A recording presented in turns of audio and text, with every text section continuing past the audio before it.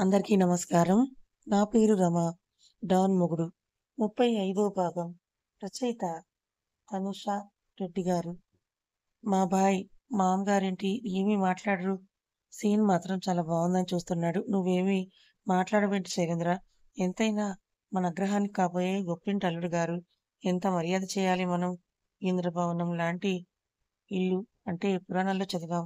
ఇప్పుడు చూస్తున్నామని ఇంటిని చుట్టూ చూస్తూ అంటారా పెద్దలు.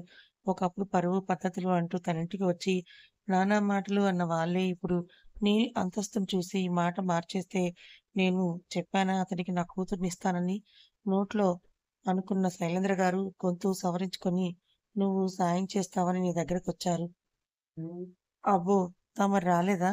అని ఆసిఫ్ మనసులో అనుకుంటే నవ్విన నీల్ షూర్ ఎంతైనా నా వాళ్ళు కూడా మీ అగ్రహారంలో ఉన్నారు కదా! సో, మీరు నిశ్చింతగా వెళ్ళండి అని హామీ ఇస్తాడు నీల్. నా వాళ్ళు అన్నందుకు శైలేంద్ర గారు ఉరిమి చూస్తుంటే మేమింక వెళ్తామని వాళ్ళు పైకి లేస్తే బ్రేక్‌ఫాస్ట్ చేసి వెళ్ళండని మధు గారు అంటారు. సరే అని ఆగితే శైలేంద్రకి ఇబ్బందిగా ఉంటుంది. కానీ తప్పక కూర్చొని తింటుంటే నీల్ మామవ్వ గారికి ఎదురుగా కూర్చొని తన బ్రేక్‌ఫాస్ట్ చేసి ఆసిఫ్ డ్రాప్ చెయ్యి అని పైకి లేచి వెళ్ళిపోతాడు. మేమింకా వెళ్తామని అంటే బాయ్ డ్రాప్ చేయమని చెప్పారు. రండని ఆసిఫ్ కార్ స్టార్ట్ చేస్తే ₹1,00,00,000 కార్‌లో హుందాగా అగ్రహారంకి చేరుకుంటారు. ఆసిఫ్ డ్రాప్ చేసి వెళ్ళిపోతే ఆ ఇద్దరు మిగతా వాళ్ళకి నీల్ గురించి గొప్పగా చెప్తారు. బాయ్ ఆ ల్యాండ్ గవర్నమెంట్ ప్రాపర్టీ కదా అని ఆసిఫ్ అంటే బై ఇట్ అని సింపుల్‌గా అంటాడు నీల్. జీ భాయ్ హోమ్ మినిస్టర్‌ని లైన్‌లోకి తీసుకొని నీల్‌కు మొబైల్‌నిస్తాడు ఆసిఫ్. విషయం 2 ముక్కల్లో చెప్పి ఫార్మాలిటీస్ చూడు ఆసిఫ్ నాకు ఇంపార్టెంట్ పనుందని నీల్ బయటికి నడిస్తే ఆసిఫ్ ఆ ఇంపార్టెంట్ పని పేరు నయన మేడంనే కదా అని మనసులో అనుకుంటాడు. గార్డెన్‌లోని ఉయ్యాల్లో కూర్చున్న నీల్ నయనకు కాల్ చేస్తాడు.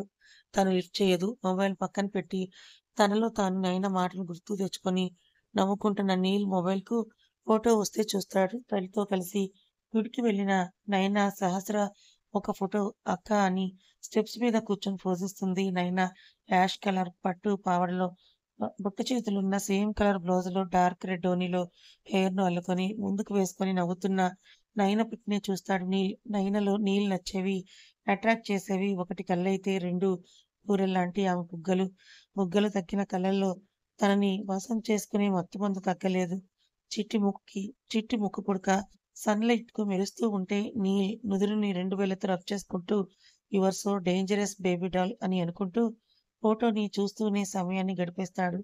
2 రోజుల తర్వాత నీల్ కార్ అగ్రహారంలో ఆగితే, అగ్రహారం పెద్దలందరూ పరుగున వచ్చి మా ఇంట్లోకి రండని ఆహ్వానిస్తే వద్దని తిరస్కరించి కార్‌కు ఆనుకొని నయన కోసమే బాల్కనీ వైపు చూస్తాడు నీల్. నీల్ వచ్చాడని తెలిసిన శైలేంద్ర కూడా వస్తే కాబోయే అల్లుడిని కనీసం ఇంట్లోకి కూడా పిలవవా అని అంటారు అక్కడున్నవాళ్ళు. శైలేంద్ర ఇంట్లోకి రమ్మని నొచ్చుకున్న మొహంతో అంటే ఇట్స్ ఓకే అని చెప్పి ఆసిఫ్ ఇచ్చిన పేపర్ శైలేంద్ర గారి చేతిలో పెట్టి మీ ఇల్లు. ఇక నుంచి ఎవరు వీటి జోలికి రారు అని ఇది అని అంటూ ఒక చెక్ వాటిపైన ఉంచి డ్యామేజ్ అయిన ఇళ్ళకి మళ్ళీ కట్టుకోవడానికి మనీ మీరే ఇవ్వండి అని ఏ భావం లేకుండా చెప్పి కారు ఎక్కబోతే అక్కడున్న వాళ్ళు నీల్ శైలేంద్రకి ఇంత ఇంపార్టెన్స్ ఇస్తున్నాడని చూస్తూ ఉంటే ఒక్క నిమిషం ఇంటికి వచ్చి వెళ్ళు అని అంటారు శైలేంద్ర గారు. నీల్ ఇట్స్ ఓకే అని వెళ్తుంటే భర్త పిలవడంతో ఇంట్లో నుంచి పరుగున వచ్చిన సుమిత్ర అలా ఎలా వెళ్ళిపోతావు బాబు? భోంచేసే వెళ్ళాలి రా అని అంటూ చెయ్యి పట్టుకొని బాబు ఆసిఫ్ నువ్వు కూడా రా అని అంటుంది. తప్పక లోపలికి నడిచిన నీల్‌కు ఇంటి మధ్యలో తులసి కోట, పెంకుటిల్లయినా కూడా అందంగా కనిపిస్తూ ఉంటే శారదమ్మ ఎలా ఉన్నావు మనవడా?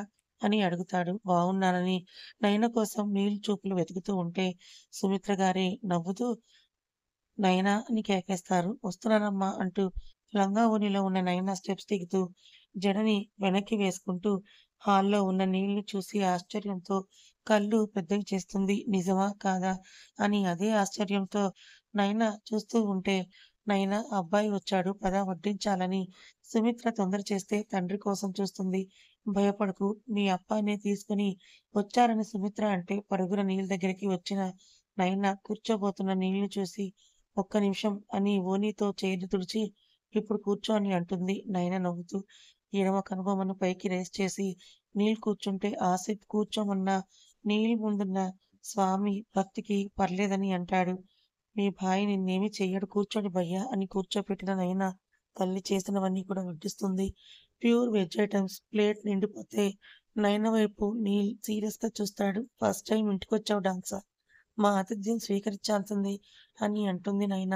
వంటలు వంకలు పెట్టడానికి లేకుండా స్ట్రిక్ట్‌గా డైట్ ఫాలో అయ్యే నీల్ అన్నింట్లో ఉన్న ఆయిల్‌కు కష్టంగా అయినా ఇష్టంగా అత్తగారింట్లో తిని ఇంక చాలని పైకి లేస్తే హ్యాండ్ వాష్ చేసుకున్న నీల్ చేతిని ఓణీని అందిస్తుంది నయన. చెయ్యి తుడుచుకున్న నీల్ బాయ్ అని వెళ్తుంటే అదే చేతికి ఓణి చెయ్యి చుట్టూ లాగిన నయన ఎందుకొచ్చావని అడుగుతుంది. మీ అప్ప హెల్ప్ అడిగారు చేశాను. వెళ్తున్నానని నీల్ అంటే నా కోసమే కదా ఇదంతా అని అడుగుతుంది నయన. దగ్గరకు జరిగిన నీల్ పెరట్లో ఉన్న గోడకు ఆమెను లాక్ చేసి ఈ హాఫ్ శారీలో హాట్‌గా ఉన్నావు బేబీ. నన్ను ఆపితే ఇక్కడే ముద్దు పెట్టేస్తాను. ఆ తర్వాత మీ అప్ప చూస్తే బీపీ తెచ్చుకుంటాడని అంటాడు నీల్. చటుక్కున ఓణీని తీసుకొని నయన చూస్తూ ఉంటే 2 వేళ్లతో కనిపిస్తున్న నడుము వంపును గట్టిగా నలిపేస్తాడు. నయన అరవబోయి కంట్రోల్ చేసుకొని రావణ్ అని అరుస్తుంది. బాయ్ అని ఇంకోసారి నయనకు చెప్పేసి చెంపను అరచేత్తో నిమిరి బయటకి నడుస్తాడు నీల్. ఆసిఫ్ కూడా హ్యాండ్ వాష్ చేసుకొని బయటకి నడిస్తే శైలేంద్రం చుట్టుముట్టిన అగ్రహారం పెద్దలు బంగారాలంట అల్లుడిని పట్టేశామని పొగుడుతూ ఉంటే కార్ స్టార్ట్ చేస్తాడు ఆసిఫ్. నీల్ కార్ ఎక్కబోతూ ఉంటే ఒక్క నిమిషం అని అంటారు శైలేంద్ర గారు. నీల్ కళ్ళలో ఉన్న గాగిల్స్ తీసి చూస్తాడు. ఈ ఇల్లు మాకెంతో ప్రత్యేకం. నయనా సహస్ర ఇక్కడే పుట్టాడు. సరైన సమయానికి నువ్వు సాయం చేశావు. థాంక్యూ అని అంటారు శైలేంద్ర గారు. తన రూమ్ బాల్కనీ నుండి నయన చూస్తూ ఉంటే కింద తల్లి, భార్య చూస్తూ ఉంటారు. గుమ్మం నుండి ఇట్స్ ఓకే. మీ హౌస్ జోలికి ఇంకెవరూ రారు. నేనింక వెళ్తానని నీల్ వెళ్ళిపోతే శైలేంద్ర ఇంట్లోకి నడుస్తారు. ఆ రోజు నైటే అగ్రహారం పెద్దలు శైలేంద్ర ఇంటికొచ్చి ఈ కాలంలో కూడా నిస్వార్థం ఉన్న అతన్ని ఎక్కడా చూడలేదు శైలేంద్ర. అతను ఇంకా చాలా సంఘ సేవలు చేస్తున్నాడట. మీ అమ్మాయి పనిచేస్తున్న హాస్పిటల్ కూడా అతనిదే అంట. ఎంత బాగా పెంచారో తన అమ్మా నాన్న అని పెద్దలు పొగుడుతూ ఉంటే శైలేంద్రకు ఇదేనా మీ పెంపకం అని నీళ్లు అన్నది గుర్తుకొస్తుంది. ఏంటి శైలేంద్ర ఇంకా ఆలోచిస్తున్నావు? అతను కూడా అగ్రకులానికి చెందినవాడే కదా. కళ్ళు మూసుకొని మీ అమ్మాయినిచ్చేయొచ్చు. కేవలం మన పద్ధతులు, ఆచారాలు వేరు అంతే. అంతటి స్థాయి అతనే స్థాయిని మరిచి మీ అమ్మాయి చేతిని అందుకోవాలని చూస్తూ ఉంటే ఎందుకు వెనకడుగు వేస్తున్నావు శైలేంద్ర అని అంటుంటే కుర్చీలో నుంచి పైకి కోపంగా లేచిన శైలేంద్ర బావుంది. చాలా బావుంది. నిన్న మొన్నటి వరకు నా కూతురిని తప్పు చేసిన దానిలా చూసిన మీరే ఇప్పుడు తనని ఇవ్వమని అంటున్నారా? కూతుర్ని సరిగ్గా పెంచడం కూడా చేత కాదని హేళన చేసిన తమరే ఇప్పుడు కళ్యాణం జరిపించమని హితోపదేశం చేస్తున్నారా? అతని డబ్బు, స్థాయిని మిమ్మల్ని ఇలా మార్చిందేమో నాకు అలా కాదు. అతని డబ్బు నా కూతురు ఎడమ కాలి కింద దుమ్ముకు సమానం అని కోపంగా అంటారు శైలేంద్ర గారు. ఆవేశంగా ఉన్న తండ్రిని చూసి నైనా అప్పా ఇంక వదిలేయండి. మీకిష్టం లేకుండా ఏమీ జరగదు పదండి. భోజనం చేద్దురు గాని అని అంటూ ఉంటుంది. ఎన్ మగల్ నేను చెప్పినట్టే వింటుందని శైలేంద్ర ఇంటి లోపలికి నడిస్తే క్షమించండని చేతులు జోడిస్తుంది నైనా. ఆ పెద్దలు చిన్నబోయిన మొహాలతో ఎవరి ఇళ్ళకు వాళ్ళు వెళ్ళిపోతారు. సుమిత్ర వడ్డిస్తూ ఏంటండి వాళ్ళేదో అన్నారని మీరు కోపగించుకోవడం. అయినా వాళ్ళు కాదు నేను అడుగుతున్నా చెప్పండి మీ అమ్మాయి మీకిచ్చిన విలువను కాపాడుకొని దాని ప్రేమను అంగీకరించండని అంటుంది. మౌనంగా తిని పైకి లేచిన శైలేంద్ర గారు నయననే చూస్తూ నయన గుడికి వెళ్దాం పద అని అంటారు. శైలేంద్ర గారు సరే అప్పా! అని నయన బయటికి నడిస్తే ఈ సమయంలో గుడికి ఏంటి శైలేంద్ర అని శారదమ్మ అంటుంది. వినిపించుకోకుండా వెళ్ళిన శైలేంద్ర కూతుర్ని తీసుకొని గుడికి వెళ్తే ఏమైందప్పా అని అడుగుతుంది నయన. కూర్చోమని చెప్పి నయనను చూస్తూ నా కల నిన్ను డాక్టర్ కోట్‌లో చూడటం నయన. నాన్న పోయాక ఒంటరినైనట్టుగా అనిపించింది. కానీ నిన్ను కష్టపడి చదివించింది డాక్టర్‌ను చేశాను. ఆ క్షణం నా ఛాతీ గర్వంతో ఎంతలా పొంగిందో నీకు తెలియదమ్మా. నీ కాబోయే భర్తను వెతకడానికి కూడా నాకు భయమేసింది. నా కూతుర్ని సరిగ్గా చూసుకోకపోతే జీవితం అంతా నీ కన్నీళ్లకు నేను కారణం అవుతానని నువ్వు బాధపడితే తండ్రిగా నేను తట్టుకోలేను నాయనా. అప్పా! నీల్ మంచివాడు. తన కారణంగా నేను ఏడ్చే రోజు రాదప్పా అని అంటుంది నైనా. సరే నైనా నీ ప్రేమ నేను గౌరవిస్తాను. కానీ అతను నాకు ఒక మాటివ్వాలి. అప్పుడే మీ కళ్యాణం. అతను ఒప్పుకోకపోతే ఇంకెప్పుడు నువ్వు అతని మొహం కూడా చూడకూడదని అంటారు శైలేంద్ర గారు. నా కోసం ఏదైనా ఒప్పుకుంటాడప్పా అని నైనా అంటే సరే అని చెప్తారు శైలేంద్ర గారు. ఒక్క నిమిషం నయన కూడా నీల్ అన్నది ఆలోచిస్తూ ఉంటే ఎన్ననైనా అని అడుగుతారు శైలేంద్ర. సరే అప్పా! నేను మాట్లాడతాను. తను ఒప్పుకుంటాడని నైనా అంటే, సరే ఇంటికి వెళ్దాం పద. మీ అబ్బాయి సరే అనేంత వరకు ఇప్పుడే ఆ విషయం మీ అమ్మ పార్టీలకు చెప్పకని అంటాడు శైలేంద్ర గారు. ఇంటికి వెళ్ళాక కూడా సుమిత్ర, శారదమ్మ ఏమైందైనా మీ అప్ప ఏం మాట్లాడారని అడుగుతారు. కానీ నైనా ఏమీ లేదని తన గదికి వెళ్ళిపోయి నీల్ ఆన్సర్‌ని ఊహిస్తూ అమ్మ కామాక్షమ్మ నువ్వే దారి చూపించు. నాకు నీల్ కావాలి. దూరం చెయ్యకని మొక్కుకున్న నైనా ఆలోచనల మధ్య రాత్రిని కరిగించేస్తుంది. మరుసటి రోజు ఈవినింగ్ చీరలో రెడీ అయిన నైనా దేవుని గదిలో దీపం పెట్టి నీల్ ఒప్పుకోవాలి స్వామి అని గట్టిగా మొక్కుకొని నీల్‌కు కాల్ చేస్తుంది. సికిందర్‌తో కాల్ మాట్లాడుతున్న నీల్‌కు నయన నుండి కాల్ వస్తూ ఉంటే బాద్ మే బాత్ కర్తా హూँ బాయ్ అని అంటూ కాల్ కట్ చేసి చెప్పండి మేడం అని అంటాడు నీల్. ఎక్కడున్నావు నీల్? అవర్ ప్యాలెస్ అని నీల్ అంటే బయటకి తీసుకెళ్ళు నన్ను అని అంటుంది నయన. ఏంటి సడన్‌గా అని నీల్ అంటే నిన్ను చూడాలని ఉంది కమ్ ఫాస్ట్ అని అంటుంది నయన. కాల్ కట్ అయితే నయన ఇంట్లో చెప్పి వీధి చివరి వరకు నడిచేసరికి నీల్ కార్ వస్తూ కనిపిస్తుంది. కార్ ఆమె ముందు ఆగితే నయన కార్‌లో కూర్చొని నీల్‌ని చూస్తే కార్ డ్రైవ్ చేస్తూ ఆమెను టాప్ టు బాటమ్ స్కాన్ చేస్తాడు నీల్. ఇబ్బందిగా గుచ్చుకుంటున్న నీల్ ఇంటెన్స్ చూపులకి నయన హార్ట్ బీట్ రైజ్ అయితే చీరను అడ్జస్ట్ చేసుకుంటుంది నయన. కార్ తనకిష్టమైన బీచ్ దగ్గర ఆగుతుంది. నయన కార్ దిగబోతే నీల్ ఆమె చెయ్యి పట్టుకొని ఒడిలోకి లాక్కొని ఏంటి సడన్‌గా శారీ నన్ను క్లీన్ బౌల్ చేయడానికేనా అని అంటూ పెదాలతో మెడ మీద రాస్తూ ఉంటే నయన మాటలు మరిచి కళ్ళు గట్టిగా మూసేస్తుంది. నడుము మీద బిగుసుకున్న అతని పట్టుకి నయన ఊపిరి భారమైతే గుండెల దగ్గర బ్లౌజ్ బిగుసుకుంటుంది. జుట్టుని ముందుకు వేసి డీప్ రౌండ్ నెక్ బ్లౌజ్‌కు వీపుపై ముద్దులు పెడుతూ ఇంకో చేత్తో సీట్‌ని వెనక్కి పుష్ చేస్తాడు నయన. నయన చేతులు కూడా నీళ్లు చుట్టుకుంటే నయనను సీట్‌లో చేర్చి ఆమె మీద అతను వాల్తాడు. పెదాలను అందుకోవడానికి వస్తున్న నీల్ చెంప నయన చేత్తో నిమురుతూ మాట్లాడాలి అని అంటుంది నైనా. చెంప మీదున్న తన చేతికి అతనిలో ఫీలింగ్స్ కంట్రోల్ అయితే మాయ చేస్తున్నావే డాక్టర్ పిల్ల అని బరువు పూర్తిగా నయన మీదే మోపుతాడు. నీల్ నీ బరువును మోయలేకుండా ఉన్నాను లెగు అని స్వామి అని నయన బేలగా అంటే నయన చెవిలో అలవాటు చేసుకో ఫ్యూచర్‌లో డే అండ్ నైట్ మొయ్యాలి కదా అని నీల్ అంటే సిగ్గుతో ముడుచుకుపోయిన నయన నీళ్లు గట్టిగా నెట్టేసి కారు దిగుతుంది. నవ్వుకుంటూ కారు దిగిన నయన చేతిని పట్టుకున్న నీల్ నడుస్తూ ఏం మాట్లాడాలని అడుగుతాడు. నయన అడుగులు ఆగిపోతే ఇద్దరి పాదాలను అలలు తడుపుతూ ఉంటే నీల్ వైపు తిరిగిన నయన చిరునవ్వుతో చూస్తూ అగ్రహారంలో అందరూ నిన్ను పొగుడుతున్నారు డాన్ సాబ్. అప్పా కూడా నీ మీద మంచి ఒపీనియన్‌తో ఉన్నారు. థాంక్స్. నువ్వు లేకపోతే మేమే కాదు అగ్రహారంలో చాలా మంది ఇబ్బంది పడేవారని అంటుంది నయన. రిటర్న్ ఏదైనా ఇవ్వొచ్చు కదా! అని నీల్ అంటే నీల్ పాదాల మీద తన పాదాలను ఉంచి గట్టిగా బుగ్గ మీద ముద్దిస్తుంది నయన. అలాగే నడుము చుట్టూ చేతులేసిన నీల్ వాట్ హ్యాపెండ్? నీ ఐస్ ఎందుకు రెడ్‌గా ఉన్నాయి నయన? అని అడుగుతాడు నీల్. నీల్ అప్ప మన పెళ్ళికి ఒప్పుకున్నారని డల్‌గా అంటుంది నయన. ఇదేనా నువ్వు చెప్పాలనుకున్నది? అని నీల్ నయన కళ్ళని చదువుతూ అడుగుతాడు. హుహు. నువ్వు నీల్ బాయ్ నుండి నీల్ యజ్ఞేష్‌గా మారాలంటే నువ్వు ఈ వృత్తి నుండి బయటకు రావాలి నీల్.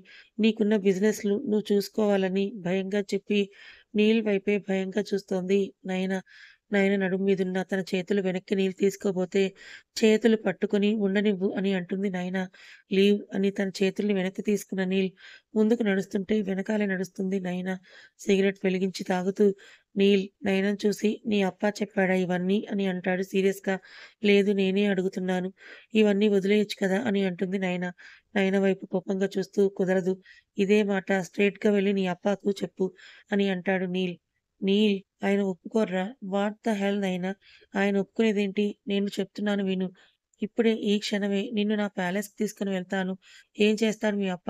అని నీల్ సీరియస్‌గా అంటాడు. నయన కళ్ళల్లో నీళ్ళు చేరితే నేను రానని మెల్లిగా అంటుంది నయన తల కిందకు దించుకొని. నయన వైపే కోపంగా చూసిన నీల్ సిగరెట్ కింద పడేసి నడుము పట్టుకొని విసురుగా మీదకి లాక్కొని రాకపోతే వదిలేస్తానని అస్సలు అనుకోకు. నయన ఎత్తుకొని నిన్ను దేశం దాటించి మరీ తీసుకొని వెళ్ళిపోతానని అంటాడు నీల్. అంటే కిడ్నాప్ చేస్తావా నన్ను? అని కళ్ళు పెద్దవి చేసి అంటుంది నయన. నయన భయంగా అలా నీల్‌ని చూస్తూ ఉంటే తనకిష్టమైన కళ్ళని పెద్దవి చేస్తూ ఉంటే గతి తప్పిన మనసుతో నడుము పట్టుకొని ఆమెను తన మీదకి లాక్కొని నయన మెడ వెనక్కి చేతిని పోనిచ్చి ఫోర్స్‌గా కిస్ చేయడం స్టార్ట్ చేస్తాడు నీల్. తన కోపాన్ని ముద్దులో చూపిస్తూ ఉంటే నయనకు ఊపిరి అందక నీల్‌ను వెనక్కి నెట్టాలని చూస్తుంది. ఆమెకు ఆ అవకాశం ఇవ్వని నీల్ నయన చేతుల్ని వెనక్కి మడిచి ఒక చేత్తో లాక్ చేసి సుదీర్ఘ అదర చుంబనం చాలించి కింద పెదవికి కసిగా ఘాటు పెట్టి వదులుతాడు. నీల్ వదలగానే గుండెల నిండుగా ఊపిరి తీసుకున్న నయనకి పోయిన ప్రాణం తిరిగొచ్చినట్టుగా అనిపిస్తే నీల్‌ను చూస్తుంది. కూల్‌గా ఉన్న అతన్ని చూసి చంపేస్తావా?